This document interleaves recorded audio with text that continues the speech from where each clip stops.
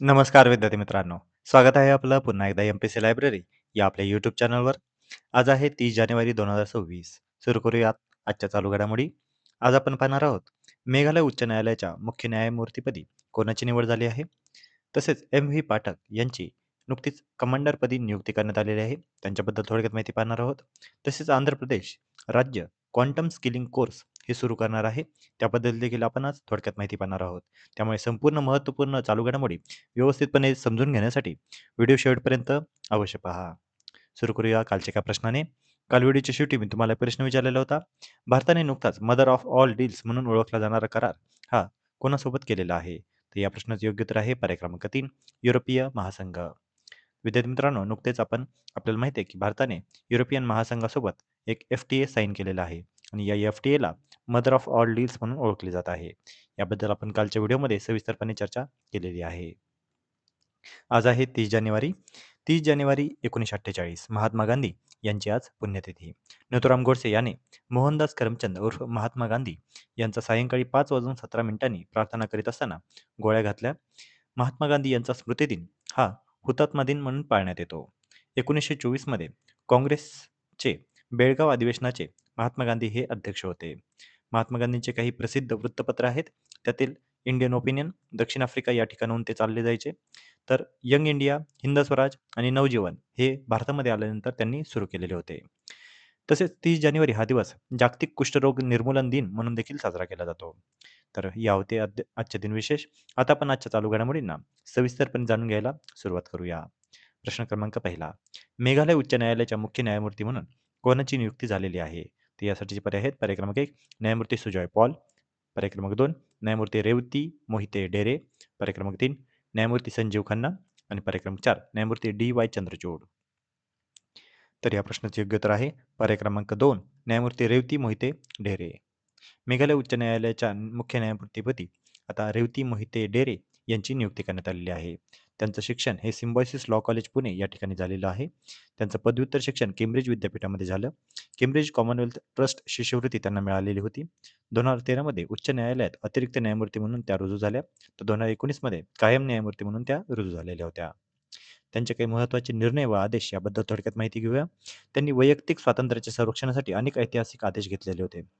बदलापूर लैंगिक अत्याचार प्रकरणामध्ये स्वतःहून याचिका म्हणजे सुओ मोटो त्यांनी दाखल केलेली होती. शालेय सुरक्षेसाठी राज्याला नियमावली तयार करण्याचे आदेश देखील त्यांनी दिलेले होते. आरोपीच्या कथित बनावट चकमकी प्रकरणी महाराष्ट्र पोलिसांना फटकारे देखील त्यांनी लगावलेले होते. तसेच गुन्हा दाखल करण्याचे आदेश दिलेले होते. खड्ड्यामुळे जो काही मृत्यू होत होता त्यामुळे नुकसान भरपाई देण्याचा महत्त्वपूर्ण निर्णय हा त्यांनी घेतलेला होता. आंतरजातीय तसेच आंतरधर्मीय जोडप्यांसाठी सेफ हाऊस व्यवस्था त्यांनी केलेली होती. समलिंगी व्यक्तींविषयी पोलिसांसाठी संवेदनशीलता मार्गदर्शक तत्त्वे त्यांनी जाहीर केली होती.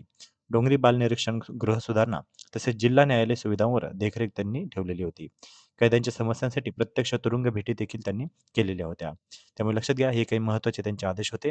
आपल्यासाठी महत्त्वाचं परीक्षेच्या अनुषंगाने मेघालय उच्च न्यायालयाच्या मुख्य न्यायमूर्तीपदी आता रेवती मोहिते डेरे यांची नियुक्ती झालेली आहे.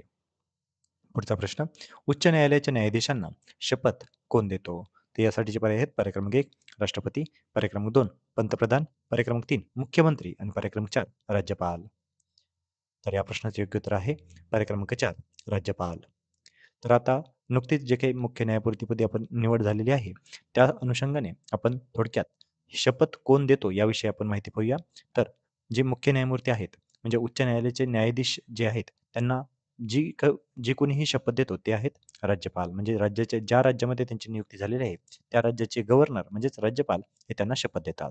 कोण शपथ घेतात? तर उच्च न्यायालयाचे मुख्य न्यायाधीश तसेच उच्च न्यायालयाचे इतर न्यायाधीश देखील. घटनात्मक कलम कोणत्या कलमामधून अन्वये ही शपथ घेतली जाते? तर कलम 219. या शपथमध्ये कशा-कशाचा समावेश असतो? तर संविधानावर निष्ठा, भारताची सार्वभौमता व एकात्मता जपणे, भीती, पक्षपात, प्रेम किंवा द्वेष न ठेवता न्याय करणे, कर्तव्य प्रामाणिकपणे पार पाडणे. आता एकूणच जे काही सुप्रीम कोर्ट किंवा आपल्याला माहिती आहे की हायकोर्टच्या रिलेटेड जे काही कलम आहेत, त्यांच्याविषयी थोडक्यात जाणून घेऊया. घटनात्मक आधार कोणता आहे? तर कलम 214 ते 231 या अंतर्गत हायकोर्टाचे महत्त्वाचे जे काही आदेश आहेत, हे या घटनात्मक आधार आहे त्यांना आणि त्या अंतर्गतच 219 नुसार ही शपथ घेतली जाते. आता ही जी काही हायकोर्ट आहे याची स्थापना कधी केली होती? तर भारतातील पहिले उच्च न्यायालय हे 1862 मध्ये कलकत्ता, मुंबई आणि मद्रास या 3 ठिकाणी स्थापन करण्यात आलेले होते. तर न्यायाधीशांची नियुक्ती कोण करतात? तर राष्ट्रपती करतात आणि चीफ जस्टिस ऑफ इंडिया म्हणजे भारताचे सरन्यायाधीश आणि राज्यपाल यांच्याशी सल्लामसलत केली जाते. न्यायाधीशांची पात्रता काय असते? तर भारताचा नागरिक होणं गरजेचं असतं. 10 वर्ष न्यायिक सेवा किंवा 10 वर्ष वकील म्हणून अनुभव लागतो आणि निवृत्तीचे वय आहे 62 वर्ष. मुख्य न्यायाधीश म्हणजे जे चीफ जस्टिस असतात, त्यांना राष्ट्रपती नियुक्त करतात. त्यांचं अधिकार क्षेत्र काय असतं? तर मूळ अधिकार क्षेत्र म्हणजे ओरिजिनल ज्युरिस्डिक्शन, तसेच अपिलेट ज्युरिस्डिक्शन आणि रिट ज्युरिस्डिक्शन म्हणजे हे 3 अधिकार क्षेत्र त्यांना आहेत. मूळ अधिकार क्षेत्र, अपील अधिकार क्षेत्र आणि रिट अधिकार क्षेत्र. रिट अधिकार क्षेत्राचं कलम आहे कलम 226. पुढचा प्रश्न. एम. व्ही. पाठक यांनी कोणत्या पदाचा कार्यभार स्वीकारलेला आहे? तर यासाठीचे पर्याय आहेत. पर्याय क्रमांक 1 नौदल प्रमुख, पर्याय क्रमांक 2 तटरक्षक दल महासंचालक, पर्याय क्रमांक 3 पश्चिम सागरी किनारा कमांडर, तर पर्याय क्रमांक 4 पूर्व सागरी कमांडर. तर या प्रश्नाचे योग्य उत्तर आहे पर्याय क्रमांक 3 पश्चिम सागरी किनारा कमांडर, अतिरिक्त महासंचालक. एम. व्ही. पाठक यांची नुकतीच कमांडरपदी नियुक्ती करण्यात आलेली आहे. तर कोणत्या कमांडरपदी? तर त्यांनी मुंबईत भारतीय तटरक्षक दलाच्या पश्चिम सागरी किनारा कमांडरच्या पदाचे अतिरिक्त महासंचालक म्हणून कार्यभार आता स्वीकारलेला आहे. नाव लक्षात ठेवा, एम. व्ही. पाठक. पुढचा प्रश्न. ऑपरेशन त्राशी 1 हे कोणत्या जिल्ह्यामध्ये राबवले जात आहे? तर यासाठीचे पर्याय आहेत. पर्याय क्रमांक 1 पुलवामा, पर्याय क्रमांक 2 अनंतनाग, पर्याय क्रमांक 3 किश्तवाड आणि पर्याय क्रमांक 4 राजौरी. तर या प्रश्नाचे योग्य उत्तर आहे पर्याय क्रमांक 3 किश्तवाड. नाव लक्षात ठेवा, ऑपरेशन त्राशी 1. ऑपरेशन त्राशी 1 हे जम्मू काश्मीरमधील किश्तवाड जिल्ह्यामध्ये राबवण्यात आलेले आहे. भारतीय लष्कर आणि जम्मू काश्मीर पोलिसांनी जैश ए मोहम्मदच्या दहशतवाद्यांविरोधात संयुक्त कारवाई केलेली आहे. ज्यामध्ये 8 जवान जखमी झालेत आणि एका सैनिकाला वीरगती देखील प्राप्त झालेली आहे. हे ऑपरेशन सोनार जंगलात सुरू असून त्यात ड्रोन आणि स्निफर डॉगचा वापर केला जात आहे आणि दहशतवाद्यांच्या बंकरसारख्या अड्ड्यांचा यामध्ये शोध घेतला जात आहे. लक्षात घ्या, ऑपरेशन त्राशी 1 आपल्याला परीक्षेमध्ये सरळ-सरळ वन लाइनर घटकामध्ये आपल्याला प्रश्न विचारण्यात येऊ शकतो. पुढचा प्रश्न. कोणते राज्य आय-आय-टी मद्रास व आय-बी-एमच्या सहकार्याने क्वांटम स्किलिंग कोर्स सुरू करत आहे? तर यासाठीचे पर्याय आहेत. पर्याय क्रमांक 1 तेलंगणा, पर्याय क्रमांक 2 तामिळनाडू, पर्याय क्रमांक 3 कर्नाटक आणि पर्याय क्रमांक 4 आंध्र प्रदेश. तर या प्रश्नाचे योग्य उत्तर आहे पर्याय क्रमांक 4 आंध्र प्रदेश. आंध्र प्रदेश राज्य आता क्वांटम स्किलिंग कोर्स हे सुरू करणार आहे.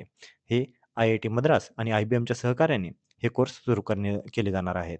लक्षात घ्या, आपल्याला हा प्रश्न खूप वेळा विचारण्यात येऊ शकतो, की कोणत्या आय-आय-टीच्या सहकार्याने हे सुरू करण्यात येत आहे. तर लक्षात घ्या, आय-आय-टी मद्रास तसेच आय-बी-एमच्या सहकार्याने quantum skilling course Andhra Pradesh राज्य सुरू करणार आहे. आणि यामध्ये 50,000हून अधिक विद्यार्थ्यांनी नोंदणी ऑलरेडी केलेली आहे. या उपक्रमाचा उद्देश राज्याला डीप टेक कॅपिटल बनवणे आणि क्वांटम क्षेत्रामध्ये कुशल व्यावसायिक तयार करणे हा आहे. हा कोर्स एन-पी-टी-ई-एल प्लॅटफॉर्मद्वारे दिला जाणार आहे आणि यामध्ये क्वांटम अल्गोरिदम व क्विकसेट प्रोग्रामचे प्रशिक्षण दिले जात आहे, असे आंध्र प्रदेशचे मुख्यमंत्री एन. चंद्राबाबू नायडू यांनी सांगितलेले आहे. तर विद्यार्थी मित्रांनो, या होत्या आजच्या महत्त्वपूर्ण चालू घडामोडी. आजच्या या महत्त्वपूर्ण चालू घडामोडीवर आधारित मी आता एक प्रश्न विचारणार आहे. त्याचं उत्तर तुम्ही सर्वांनी आता कमेंटमध्ये द्यायचं आहे. प्रश्न आहे, भारताच्या उच्च न्यायालयाला रिट अधिकार क्षेत्र कोणत्या कलमान्वये प्राप्त झालेले आहे? तर यासाठीचे पर्याय आहेत. पर्याय क्रमांक 1 कलम 32, पर्याय क्रमांक 2 कलम 124, पर्याय क्रमांक 3 कलम 214 आणि पर्याय क्रमांक 4 कलम 226. विद्यार्थी मित्रांनो, या प्रश्नाचं योग्य उत्तर तुम्ही सर्वांनी आता कमेंटमध्ये द्यायचं आहे. जे कोणीही विद्यार्थी या प्रश्नाचं योग्य उत्तर कमेंटमध्ये देतील, त्याच्या कमेंटला नक्कीच लाईक देखील देण्यात येईल. तर विद्यार्थी मित्रांनो, या होत्या आजच्या चालू घडामोडी. तर अशाच अधिकाधिक इन्फॉर्मेटिव्ह कंटेंटसाठी आपल्या एम-पी-सी लायब्ररी या यूट्यूब चॅनलला सबस्क्राईब करायला अजिबात विसरू नका. धन्यवाद.